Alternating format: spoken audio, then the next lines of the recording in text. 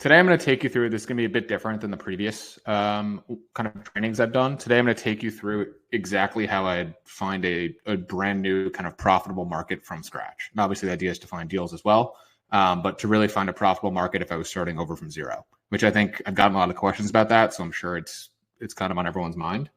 I think the way I look at markets in general is pretty unique. I've never really seen anyone kind of use this type of strategy. So I think it will be kind of an edge if you do use it. I think most people are under the impression that basically you buy real estate, you wait for rents to go up, and then you sell. And that's really not the case. If you know what you're doing and you can find a market that has kind of price discrepancies, you can buy. You can take a property that's underperforming, just bring it up to the market average, not even outperform, and really make a lot of money doing that. So the point is to show you those markets where you can find deals like that, rather than relying on the market, which I think is personally way more dangerous.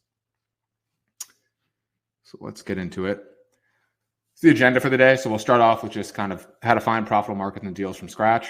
Then we'll get into a case study of real life examples, and then we'll get into a Q&A. I'm going to try to be as thorough as possible. I'm sure I'm going to miss a few things in there. If I do, feel free to leave a question in the chat, and I'll go over that at the end during the Q&A. So the Q&A, it says 20 minutes. I'm happy to stay longer if it needs to be longer. So if you have any questions, just pop them in the chat, and I'll get to those at the end.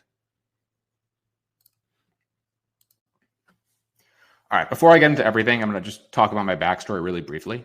So basically started out in the institutional private equity world, really working on deals in the $20 to $20 million range, $20 to $200 million range, which is kind of the mid-market range. Worked on hospitality and office mainly, but looked at other asset classes as well. Office was kind of in San Francisco, hospitality, Eastern Seaboard, ended up really working mainly on the office side by the end of it.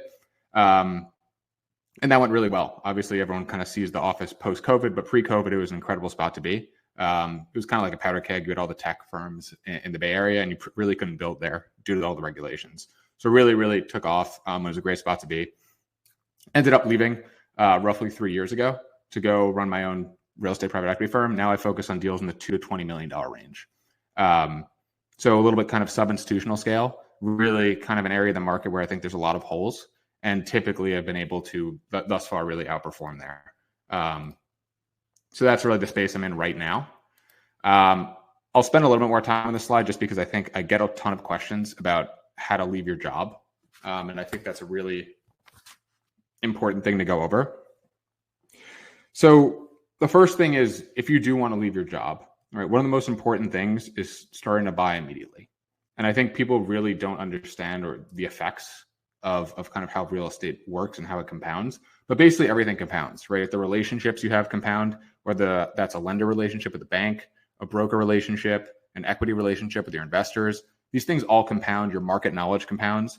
So if you do want to leave to start your own business, you want to do that as soon as possible, right? It's one of those things that it takes some time, right? It's probably a 3 to 5 year process to really get there. And you could do it quickly, right? But it does take time. And the people I see who really struggle are the people who try and kind of do it cold turkey, where they just say, hey, look, I'm going to leave my job tomorrow, then I'll start buying deals. It's like, obviously that's going to be really difficult. But if you thought about it beforehand, if you planned it, I think it's very possible. And that's really what I did, is where I was buying side deals. I slowly scaled up. My first deal was tiny, right? It was a triplex. Had no money. I put in $2,500 of my own money. That was it. And then really scaled up from there. So you can scale up pretty quickly in real estate. And I think that's another misconception people have, is that they think, all right, I buy one triplex, now I have to buy another triplex. It's not the case, right? It scales very easily just because the deals are pretty much the same, right? Buying a 5-unit deal is the same thing as buying a 15-unit deal. The numbers are just changing, but the business itself is exactly the same, which is unlike other businesses where it gets very different, right? When you get bigger. And that's really not the case with real estate, because the units, the apartments are the same thing. So you can scale pretty quickly. I mean, there's no reason why you can't scale from a 20-unit deal to an 80-unit deal for your next deal, right? It's all about kind of arranging those debt and equity relationships, which you get over time. So that's really just the main thing I would say there, because I get a ton of questions about this. Start early and scale up. Don't make the mistake of doing a triplex, then another triplex, then another triplex, right? You're not going to get anywhere. Do a triplex, then a 15-unit deal, then a 50-unit deal. And obviously that's easier said than done, but once you really get the ball rolling, it's really not as hard as people make it out to be. All right, so let's get into it. I'm going to try and simplify this process as much as possible and just show you like bare bones exactly what I would do if I was starting out from zero, right? So if I was starting out from zero, basically what I would say is first thing, go to loopnet.com, right? Go on Google, type in loopnet.com. This is what's going to come up. Right now, this is a map of the entire US. Really easy so far. I have multifamily plugged in. That's it. This is every multifamily property listed for sale in the US on LoopNet, which is most of them.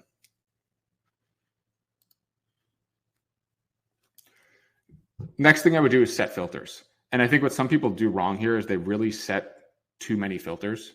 Keep in mind that there's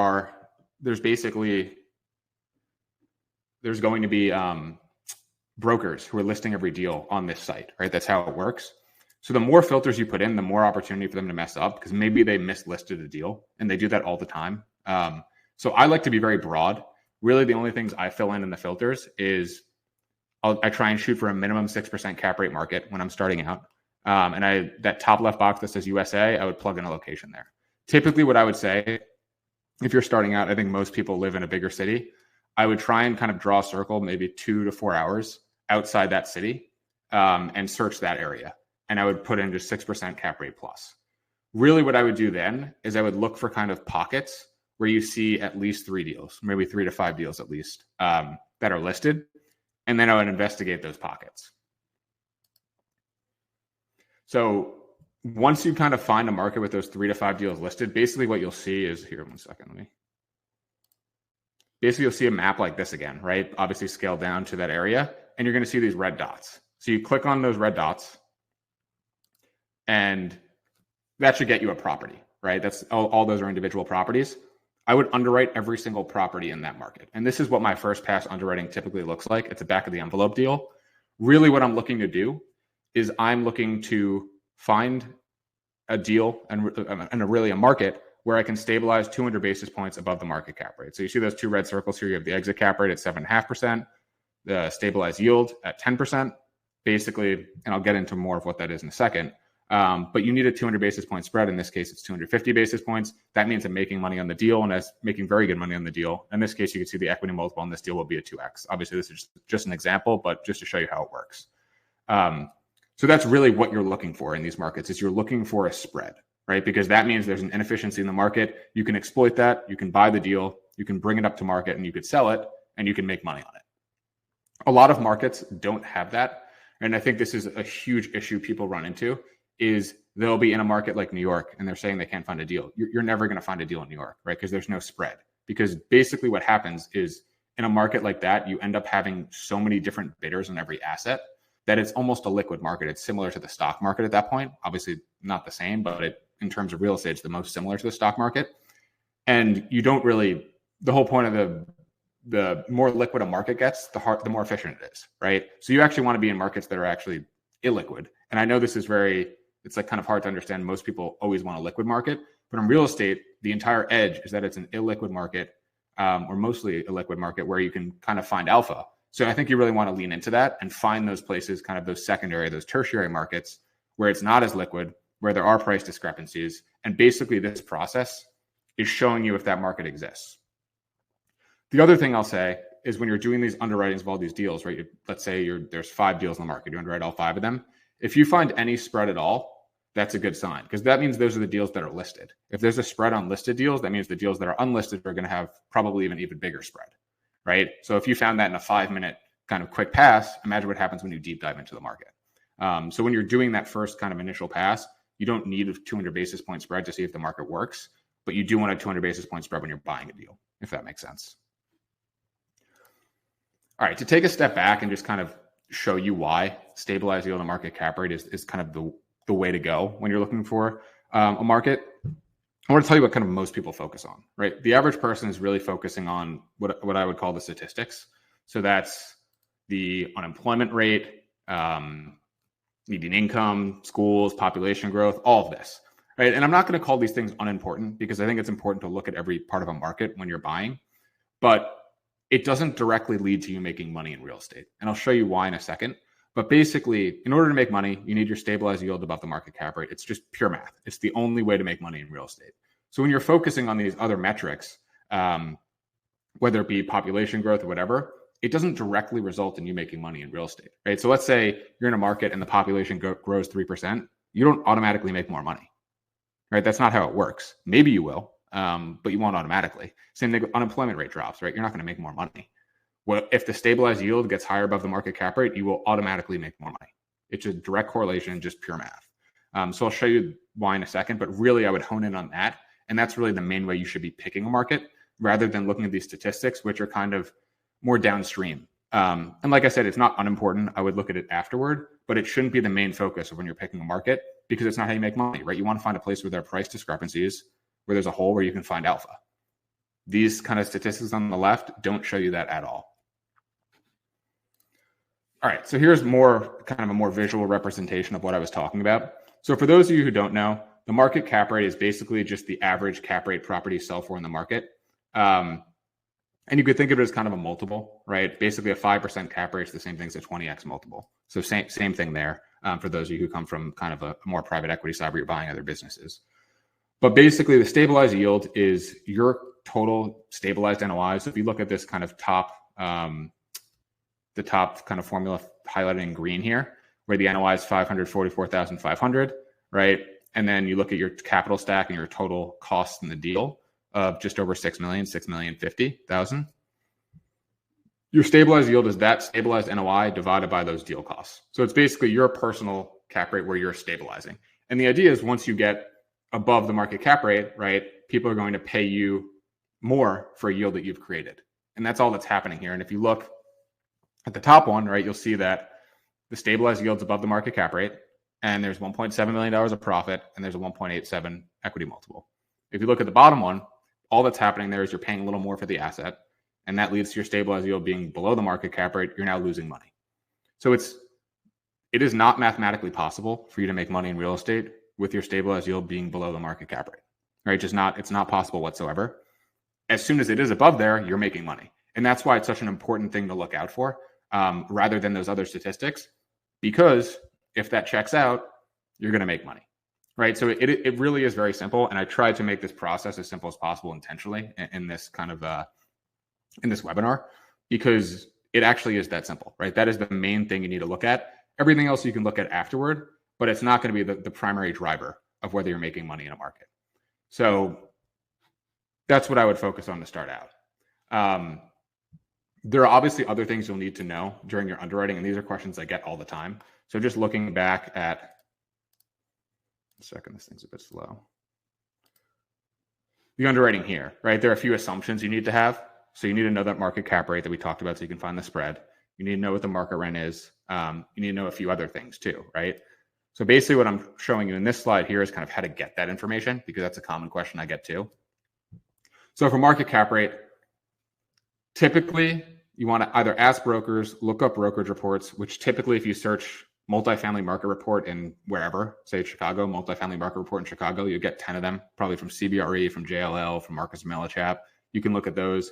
You can pull comps from the county site if it's an area where it's a disclosure state. You can track active comps in the market. And if you have access to the MLS or CoStar, you can use those, right? So that's a really easy way of finding the market cap rate. What I would be cautious of with things like the market cap rate is kind of taking, and really with all this, right? Obviously you want to ask brokers and get input from other people, but you really need to vet all this information yourself, just because brokers are trying to sell you something. And when you're taking data that's been aggregated by someone else, a lot of times you don't know the inputs to that data. So for example, right, let's say you're in a market where there's two deals that sell, right? And one of them is an 8% cap rate and the other is a 2% cap rate. And the 2% cap rate deal was a value add deal that was really sold based on the stabilized yield. But for the purpose of the brokerage report, they listed it as a 2% cap rate deal, right? Basically what that market cap rate will read on the brokerage report is a 5% market cap rate. When in reality, it's an 8% market cap rate.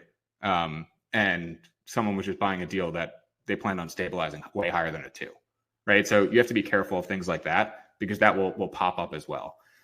Then for market rents, this is pretty simple. Ask brokers for comps. Once again, you need to vet the comps, but they should be able to get you actual comps there. You can get comps in the MLS from CoStar, or you could just track live listings on apartments.com and Zillow.com. Obviously, when you're looking at apartment live listings on apartments.com and Zillow.com, just keep in mind that those are not actually sold yet. But you can kind of see you can actually call them up if you want and see if they're going to kind of transact at that price. Next thing is really expenses. Download P&Ls from the market, right? So basically, like I said, let's say there's 5 properties in the market. You're going to go in there, you're going to download every single property, every single P&L you can get. If it's not directly on the LoopNet listing, call up the broker and ask them for it, right? Pretty simple stuff. They may make you sign an NDA. Obviously, read it before you sign it, but you're going to have to start signing NDAs if you want to do real estate deals. You can also ask some brokers. Once again, always vet that again. You can call property management companies in the area and see what they typically underwrite for expenses or what they typically charge. Or you can ask third parties, right? For certain things like insurance, you're going to use a third party for that anyway. For property management, you're going to use a third party. For landscaping, you're going to use a third party. Taxes, you can get directly from the county site. So there's a lot you can kind of vet independently there. Last thing is really just market basis, kind of understanding where properties trade for on like a price per key basis or price per unit basis in the market. And that's really the same as the market cap rate.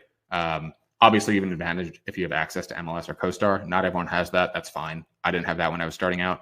So you just have to do a little bit more work on the front end, but you should be able to get that pretty simply. All right. So just to recap, here's what I would do if I was starting just flat out from scratch, right? I'd go on loopnet.com. I would search within let's call it 3 to 4 hours of where you live. And obviously you kind of prioritize areas that are a little bit outside of major cities, right? I think it's very difficult to be in a major city in the center of it and actually finding deals. And I would vet for kind of a 6% cap rate or higher, just so you're finding deals with enough yield when you're starting out. That's not always necessary at the end, but it's good to start out in that. Then you click on every list that pops up, get the financial information, underwrite the deal, right? And we went through exactly how you want to underwrite that deal there. Basically, what I like to do is a back of the envelope where you have the in-place numbers and the stabilized numbers. You figure out what the stabilized yield is. You figure out what the market cap rate is. If there's a good spread there, it's potential, right? So anytime you underwrite a few deals and you see that there's kind of a potential, there's a spread there, that's a potential market that works for you. If you underwrite, say, 20 deals in the market and there's no spread on any of them, it's probably not the market for you. I would move on to the next market. And really, it's just a process of elimination there. I would keep in mind right now that just given there's kind of a pretty big gap between asking prices and transaction prices, a lot of times it's worth it to just call up the broker and say, hey, look, I see this property is listed for $3 million, but in reality, like where do you think it'll trade? And a lot of times they'll say, hey, look, it's listed for $3 million. Our real price is like 2.4, right? So in that case, you know that